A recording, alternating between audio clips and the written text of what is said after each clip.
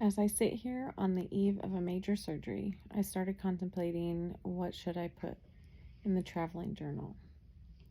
All I can think about is starting at the beginning. So, Sherry, the early years. Growing up on the wrong side of the tracks definitely makes you grow up fast. I was born into an unwealthy family where my parents smoked, drank, and beat you for not eating your dinner.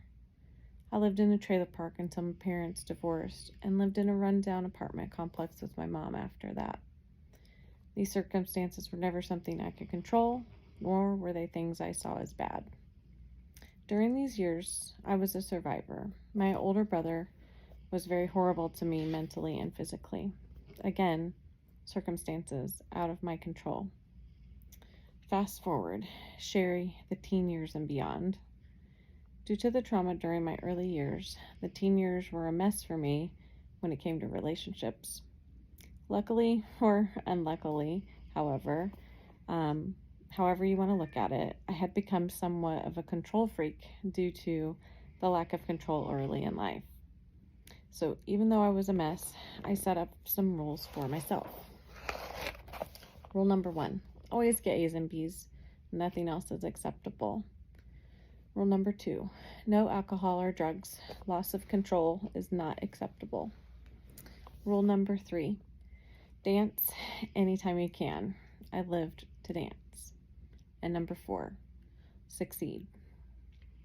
With these rules in place, high school ended up opening doors for me. I originally thought I would be a lawyer in the Air Force, and I even interviewed for the Air Force Academy. I never got any further in that process because of a teacher. Senior year of high school, I took a psychology class and knew that that was now my path. That year, I also met my now husband of 23 years. We've been together for 29. Steve and I moved into an apartment right after graduation, and I worked full-time and went to school full-time.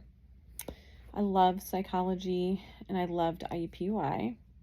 I had great mentors that led me to my job in neuropsychology as a technician. I gave tests to or on mental capacity to people with brain injuries, strokes, dementia, and spinal cord injuries. I loved this job, but mostly when I worked with kids. And as Steve and I started to build our family, I started to realize that teaching was in my blood. My confidence grew as I became a mother, and I went back to school through the Transition to Teaching program at IUPUI. This program focused on urban teaching, so most of my classes were in Lawrence Township, and I was able to work for Lawrence schools for about 3 years. The commute was horrendous, so Steve convinced me to apply locally. I was then hired at Clark to teach 3rd grade. It was a magical year.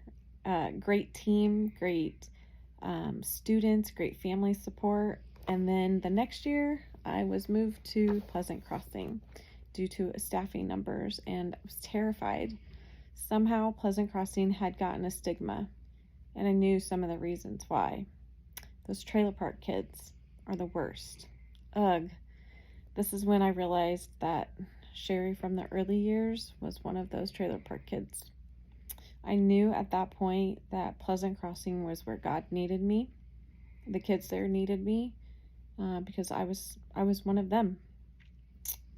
Sherry now. After receiving the generous offer to come to Ray Crow, I'm happy to say that God placed me here for a reason as well. I know in my heart that the work that I do with children, and hopefully some of my colleagues, is proof that a poor girl from a trailer park side of the trailer park side of the tracks can help people. My why is to make sure kids know that they're greater than their circumstances. I will believe in them even if they don't believe yet.